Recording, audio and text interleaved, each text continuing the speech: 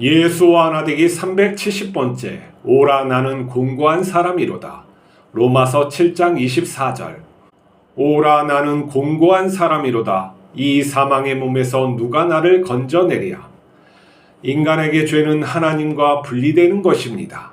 하나님과 멀어질수록 죄의 성향은 강해집니다. 죄성은 후손에게 물려져 육체의 형질이 됩니다. 사람들은 죄를 짓지 않고 못 사는 죄의 종이 됩니다. 하지만 하나님께서는 이런 죄인을 구원하시기 위해 은혜를 주십니다.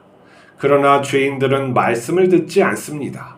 하나님은 이스라엘 백성에게 의와 죄를 알게 했지만 그들은 죄를 이기지 못합니다.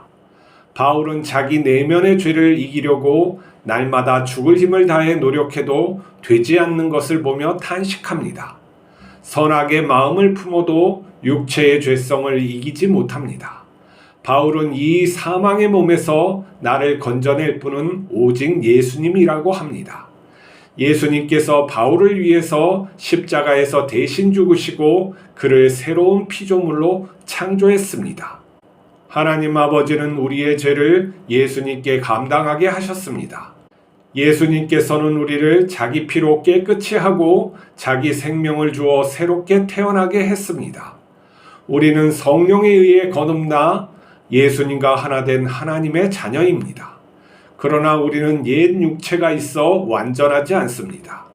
하나님께서 우리를 천사처럼 만들어 구원하지 않고 이러한 모습으로 거듭나게 하신 것은 우리 안에 계신 예수님을 따라 살라고 하신 것입니다.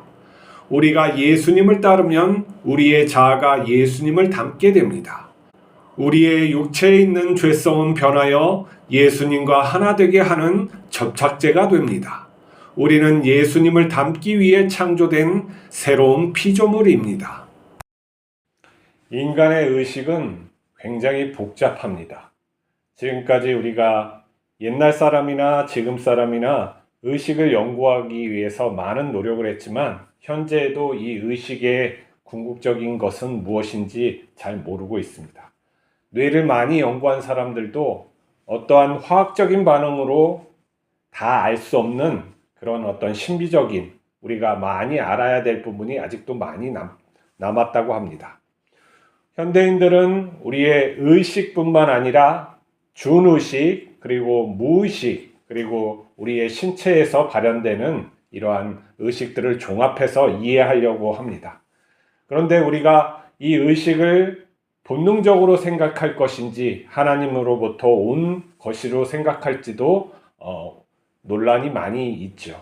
우리는 물론 믿는 사람이기 때문에 우리의 어떠한 주관적인 의식, 그 깊이에 대해서 영이 있다고 믿고 그 영혼 그리고 육을 갖다가 모두 우리의 정신의 중요한 요소들로 우리가 고백합니다. 근데 이 정신의 지형에 있어서는 내가 모든 것을 할 수 있는 것이 아닙니다.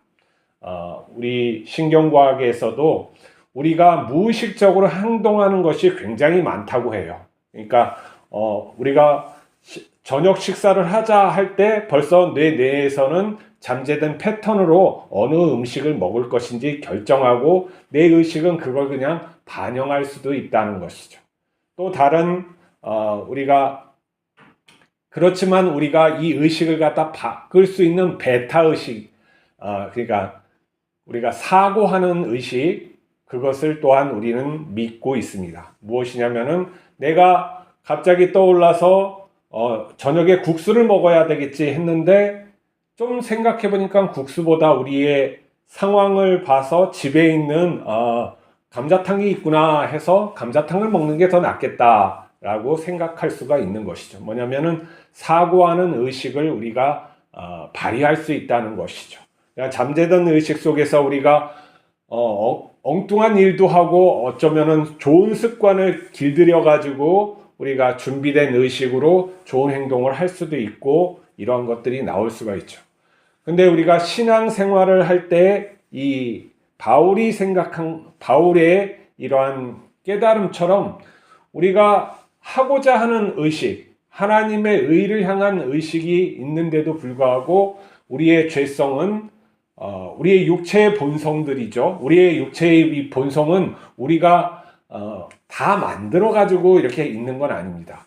부모에게로부터, 그러니까 조상 대대로 물려받은 그 형질이 있는 거예요. 그 형질이 어떤 사람에서는 굉장히 좋은 형질을 물려받을 수도 있어요. 그러니까 나쁜 생각을 별로 안 하고 긍정적인 마음을 가지고 건강한 신체에서 태어나는 사람도 있지만, 상당히 좋지 못한 성격을 가지고 태어나고 또 좋지 못한 거에 민감하게 반응하는 그 부모로부터 형질을 가지고 태어날 수가 있는 것이죠. 그래서 이 형질은 굉장히 차이가 많이 있어요. 똑같은 것을 가르쳐줘도 어떤 사람은 쉽게 수학 문제를 이해하고 하는 사람이 있는가 하면, 어떤 아이는 이게 굉장히 어렵고 이해하는 것 같지만 또 이렇게 다른 문제를 내면 그 본질적인 구조를 이해하지 못해서 다른게 어려워하는 것들을 볼 수가 있어요. 그 아이에게는 또 다른 문제는 쉽겠죠.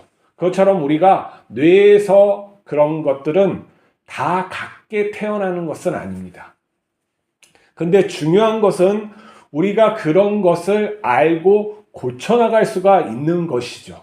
어떠한 악인이라도 그 물려받은 형질이 내 환경과 또 내가 하는 이 의지에 영향을 받는 거예요. 그래서 우리가 태어나는 거, 이거 우리의 마음대로 안 되잖아요. 두 번째는 환경, 이것도 우리의 마음대로 안 돼요.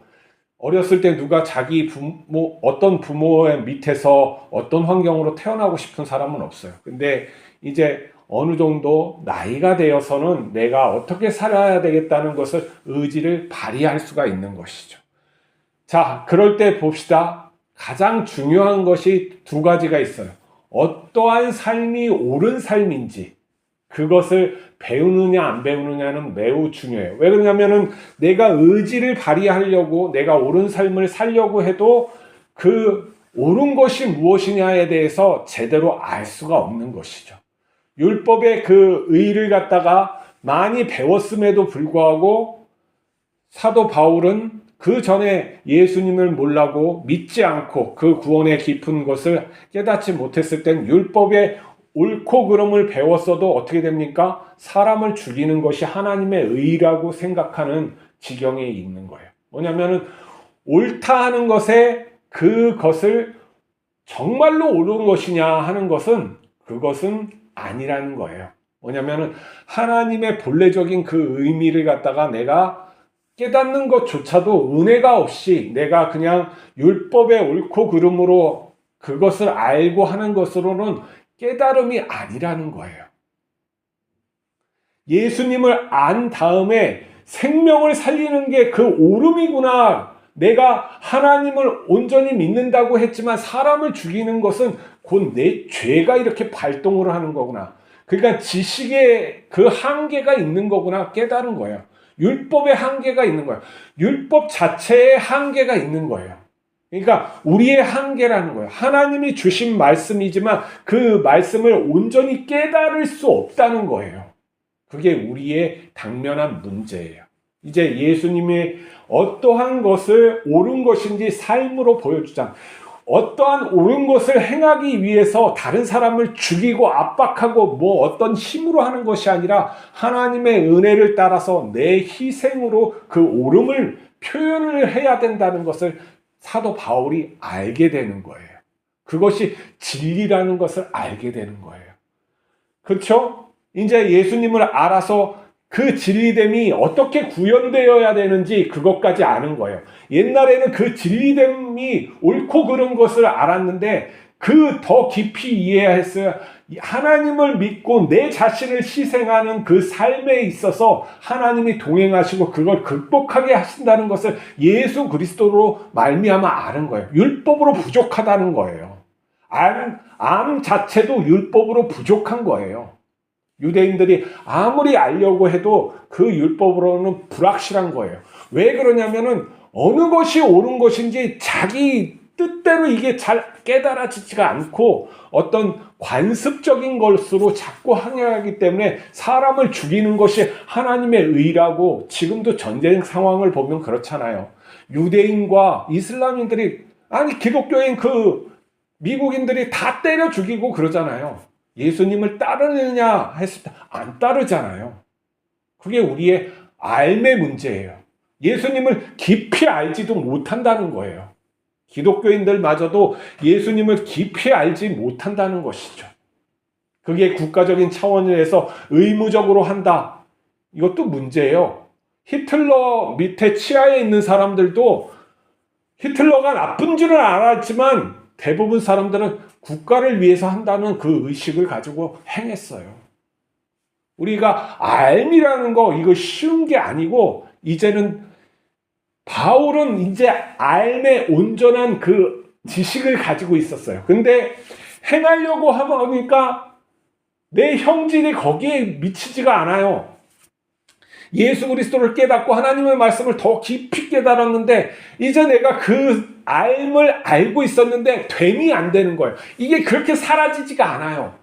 와, 왜 아는데도 이거 안 되지? 왜냐하면 바울도 사람이었기 때문에 하면은 화가 난단 말이에요.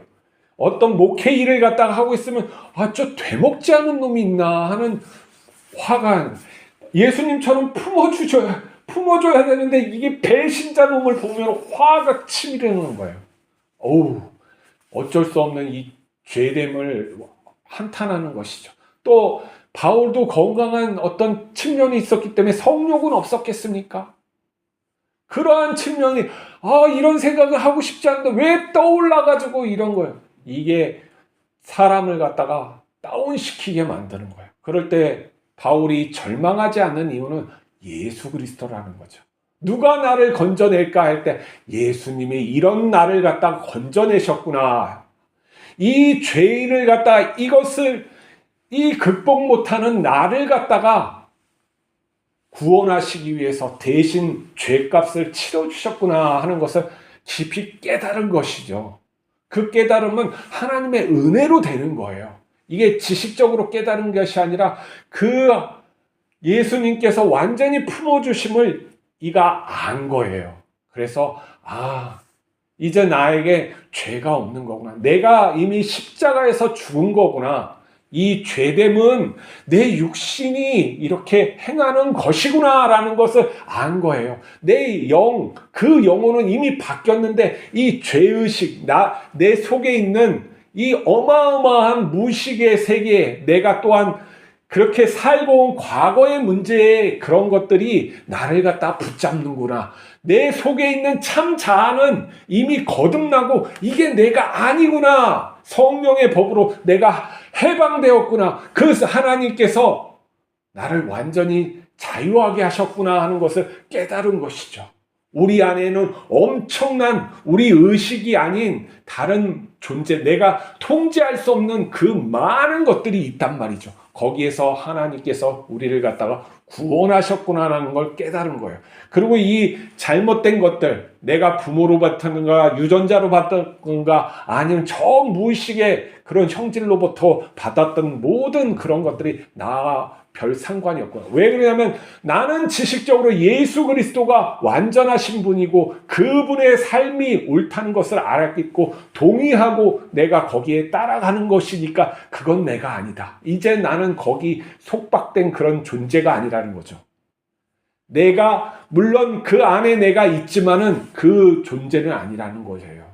자, 이제 그가 그것을 깨닫고 자신을 의지하지 않고 이제 하나님을 의지하고 예수 그리스도를 의지함으로써 나의 그런 둘러싸여 있는 잘못된 그런 죄들이 어떻게 해야 합니까? 이제 예수님의 그 은혜로 말미암아 쳐나가지는 것을 점점 보는 거예요. 내 형질이 변해가는 것을 우리가 보게 된단 말이에요. 그것이 우리 몸속에, 우리 몸에 내재되어 있는 그런 죄들이 있지만은 그 죄가 어떻게 되냐면 내 중심이 내가 살고자 하는 그 방향을 깨닫게 하는 거죠. 죄를 몰랐던 것을 더 죄를 알게 하고 그것을 갖다 어떻게 이겨나가게 하는지 이제는 내가 알게 되는 거예요. 오직 예수 그리스도와 하나 된 그 삶을 살게 이런 모든 형질과 그런 것들이 지식이 될 수 있고 내 자아의 중심, 내가 살고자 하는 그런 어떤 본질적인 그런 것에 도움이 될 수가 있는 것이죠. 그래서 죄가 큰 곳에 은혜도 크도다 하는 거예요. 내가 바울이 스데반을 죽이는데 앞장섰기 때문에 그 죄의식, 그 고통, 그 모든 것들이 있음으로 인해서 내가 더 하나님 앞에 굴복되는 그런 것이 나오는 거라는 거예요. 그게 하나님의 놀라운 은혜로 변하는 것을 그가 깨달은 거죠. 그러므로 인해서 그의 삶과 의식이 어떻게 변하면 나이가 들면 들수록 예수님께 더 가고자 하는 그 진실된 마음으로 변하여 성자의 모습으로 계속 변하는 거예요. 그 외형적으로 옛날에 화났던 것 아니면 심중에 화났던 것이 점점 바뀌어지는 놀라운 일들을 하는 거예요. 그러면 그 성자의 모습으로 했을 때 겸손이 있는 거죠. 내가 그러한 존재가 아니었음을 알기 때문에. 그리고 내가 이렇게 되면 하나님의 은혜였음에 내 안에 계신 예수 그리스도의 그 성령께서 나를 만들었음에 내가 그러한 존재가 아니 되고 하나님의 은혜로 말미암아 된 존재이기 때문에 이제 완전히 겸손해지는 거죠. 그게 그의 자아의 중심이 되는 거예요.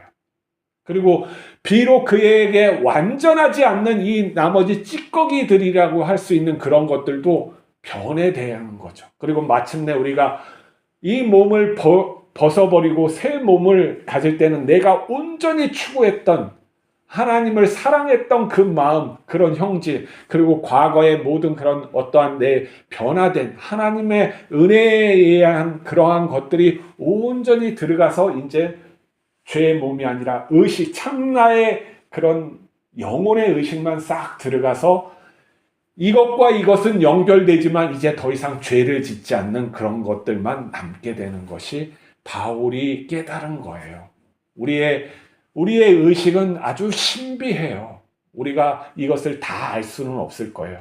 가장 어려운 문제이기도 해요. 그러나 바울은 그 안에서 나가 아닌 것과 나의 참 모습을 깨달은 거고 내가 또한 예수 그리스도의 마음으로 살아갈 수 있음을 우리에게 가르쳐준 데까지 이른 거죠.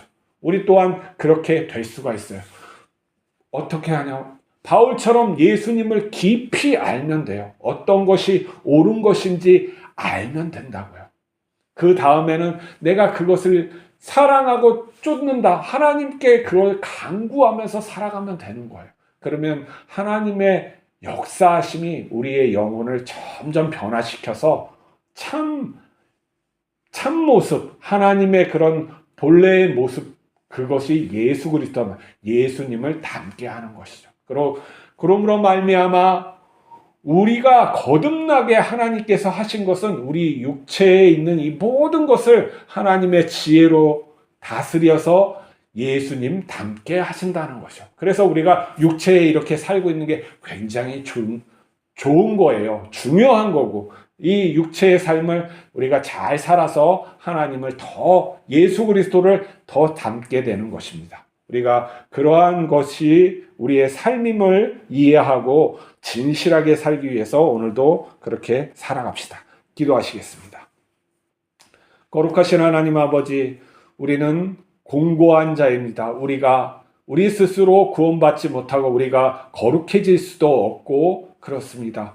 그때 우리를 구원하실 분은 오직 예수 그리스도라는 것을 깨닫게 하심을 감사합니다. 우리가 우리 자신을 날마다 부인하고 예수님만 붙잡을 수 있게 하여 주시옵소서. 예수님을 더 깊이 알게 하여 주시고 예수님과 완전한 하나가 될 수 있도록 축복하여 주시옵소서. 우리 주 예수 그리스도의 이름으로 하나님 아버지께 기도하옵나이다. 아멘.